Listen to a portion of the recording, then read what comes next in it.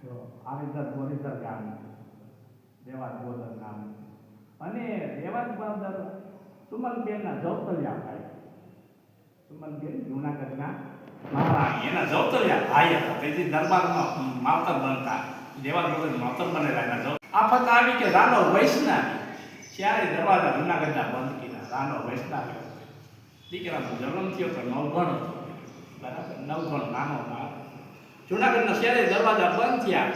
પછી વાઘભાઈ નામની બલિયાણી સુમલ બા મરકે છે. વાઘભાઈ તો કે તારે એક કામ કરવાનું છે.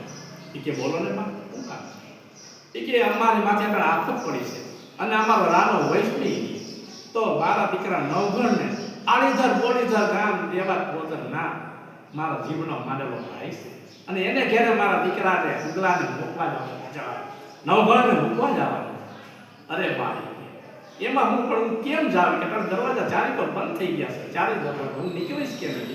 કે કામ તારું ને બુદ્ધિ મારી, તું એ કુંડો લે, કુંડામાં મારા નવગણને ઉગરાવ માથે પીપળીના પાંદડાનો કચરો નાખી હાથમાં આવણો લઈ અને નીકળી જાય. તારા માટે દરવાજો ખોલી નાખે કે હું તો વારવાવાળી પાડીશ એમ કરીને તું નીકળી જાય. અને મારા નવગણને આરીધર બોરીધર ગામ છે અને દેવાત બોધર ગામ છે. મારા ભાઈને હરુભરું મોકલીએ તો અમારો રાનો વૈસ લઈ જાય એટલે અમારો રાનો વૈસ રહે. કાંઈ વાંધો નહીં ભાઈ, અને તું આ મારું કામ કરે તો મન પડે તારું ઇનામ આપીશ. તારું આ કામ કરે તારું મન પડે એવું ઇનામ આપે એ કાંઈ વાંધો નહીં ભાઈ. શું બોલ આ વાર્તાએ નામની બલિયાણી જૂનામાં નવગણને લઈ મજૂરી દરવાજા પાસે આવી ઠોકર આવ્યો કે ભાઈ ગેટ ખોટો ચલો બધો વારવાનો કચરો નાખવાનો દરવાજો ખોલ નહીં તો નવગણને લઈ વાઘભાઈ નીકળી ગઈ. વાઘભાઈ નીકળી ગઈ, રાત આખી બિચારી હાલી ગઈ. આળીધર બોરીધર ગામ ગઈ કે મારા ભાઈ છે ને ભોળાનાથના મંદિરે સવારમાં કાયમ આવે છે. કોણ? દેવાત બોધર. અરે ત્યાં તું મંદિરે બેસી છે તો ત્યાં મારા ભાઈ આવી જાય. અંધારું હતું થોડું થોડું ત્યાં વાઘભાઈ પૂગી ગઈ અને દેવાત બાપા મંદિરે આવે છે, ભોળાનાથના મંદિરે. ત્યાં આને વાઘભાઈ ચોખા ઉમાયો તો કોણ અટાણે કોણ થોડું થોડું અંધારું કે બાપા હું ભૂત પલિત કાંઈ નથી અને તમે હું બે સમજી બાપા એ કે હું જૂનાગઢનો કપેતરું લઈને આવ્યો. હે કે જૂનાગઢનો કપેતરું કોઈને કયો માં આમાં નવગણ છે કે જૂનાગઢનો ગણી મને બા સુમલભાઈએ મોકલી છે અને મારા બેનને કે મારા ભાઈને તમે દઈ આવો. એટલે બાપાએ કે હકતરું છે સુમલબેને મને હકતરું દીધું છે અને આ નવગણ છે. હા, અને જૂનાગઢ માટે આફત આવી છે કામ કાંઈ વાંધો. દેવાત બાપા એ લઈ અને ઘરે આવ્યા.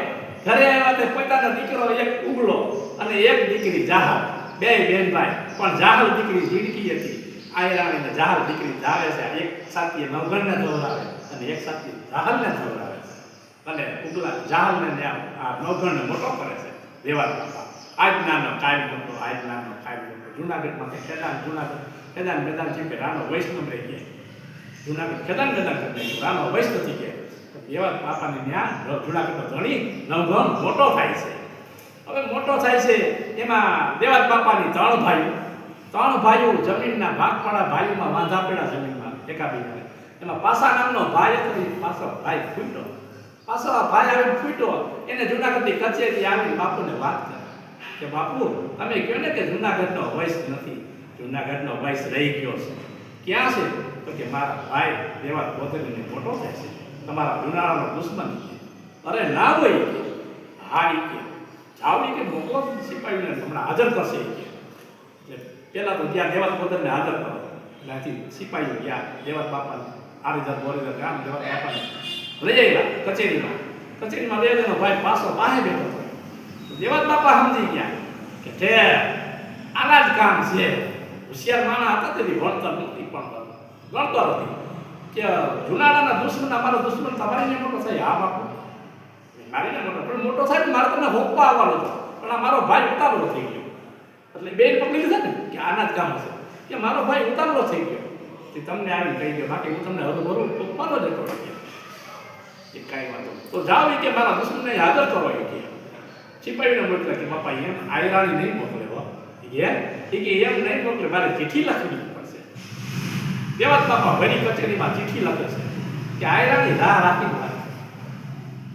આયરાણી રાહ રાખીને વાત કરે તો કે ચિઠ્ઠી લઈને ગયા છે. ભાઈ હોશિયાર હતા, સમજી ગયા કે હો જૂનાગઢનું તેડું આવ્યું તો કે નવગણને તૈયાર કરજો પણ રાહ રાખીને વાત કરજો.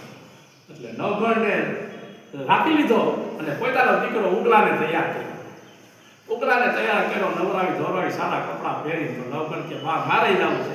કે બેટા તને હજી વાત છે, તને જવાનું થાય ને તો તને કઈશ ભાઈને મામાને ઘેર જવું જવા દે. કદી ઉકામે જાય છે તો ખબર જ છે ને કચેરીમાં લઈ ગઈ.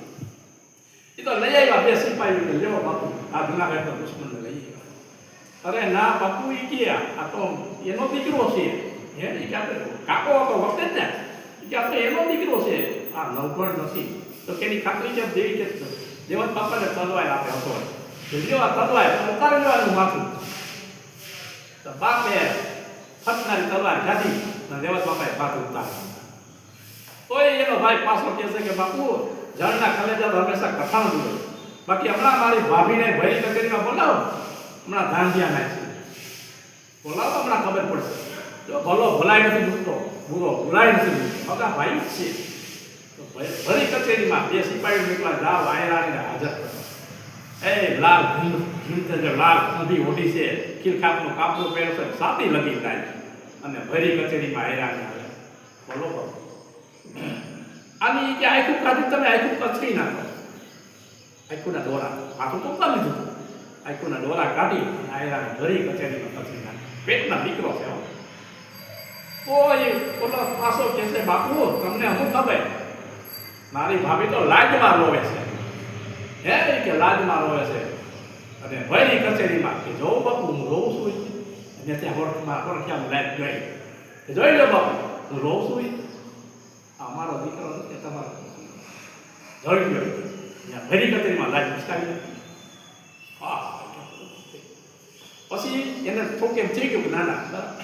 પછી એને કીધું કે આ તમારો દુશ્મન છે, અમારો નથી. કે અમારો હોય તમે આવી રીતે હળું કરી કાંઈ.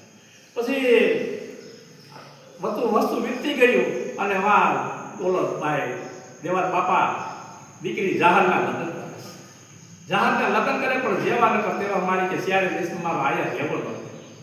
મારી વડી નાઈટ ફેરાવીશ તો જ નાઈટ ફેરી થાય ને. અને ઓને ખવડાવે પીવડાવે જૂનાગઢમાં ભણીને ઠીકો ઠેકનો બનાવ્યો નવઘણને. એને વસૂલી દીધી એના ઘેર હતો તેવા જ. અને પછી જહાલના લગ્ન કરે ધામધૂમથી.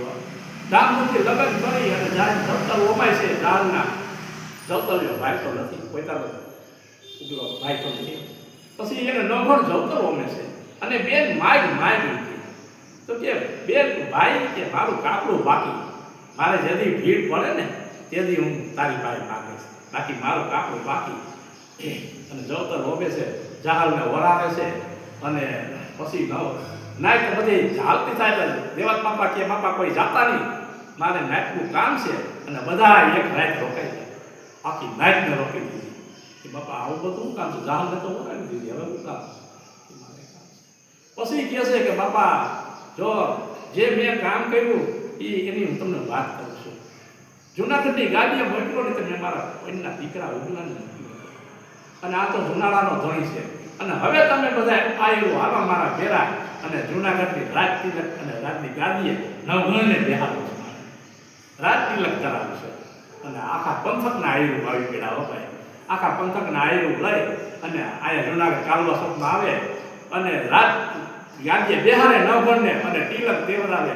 આયરાણીને કીધું કે નવઘણને ગાદીએ બેહારો થઈ મને કોઈ કાંઈ હમાસાર મોકલજો. તો નવઘણને ગાદીએ બેહારે તિલક દઈ અને નવઘણને જૂનાગઢની ગાદી હોપાણી અને પછી વાર આલીધર બોરીધર ગામ આયરાણીને હમાસાર મોકલ્યા કે હા બાપા નવઘણ દેશથી ગાદીએ બેહી ગયો. તો એ પછી એમ કહે છે કે હવે પછી આયરાણી આવે છે અને હવે કહે છે કે મને કોઈ કાળા કપડાં આપો. હવે મેં 20 વર્ષથી મારા દીકરા ઉગલાના મરેશિયા પેટમાં રાખ્યા છે અને હવે મને કોઈ કાળા કપડાં આપો. મારે ભવનો ભવ. એ પછી આ કાળા કપડાં પહેર્યા અને ન્યાયના મરેશિયા બોલે છે બેટા દીકરા 20 વર્ષ લગી એમાં પેટમાં રાખ્યા હતા મરેશિયા. એ પછી કેવા બન્યા જાળવા રોવરાવી દીધા એવા એના મરેશિયા પહેલા ઉગલાના આવી ગયા અને જૂનાગઢની ગાદી હોપાણી. અને આ તો એક સંબંધ ખાતે સંબંધ ખાતે આ આયર અને આ જીભના માનેલો ભાઈ દેવાત ભગત અને આ તો દરબાર ગરાશે દરબાર અને રાનો વૈસ રહેતો એક સંબંધ ખાતે. જો પેટના દીકરા દે ને રોટલો દેવો એને તો કાંઈ દઈ દે. તઈ તો કીધું છે આયર જેવો આશરો નહીં, મેર જેવી મહેમાની નહીં. હે આયર કે જ્યાં પેટનો દીકરો સોળો પોતાના હાથ પેટના દીકરાને ઉંડાને મારી ચલો ખાતે તો એને પટકા રોટલો દેવો તો કાંઈ નહીં ને એટલે કીધું કે આયરનો આય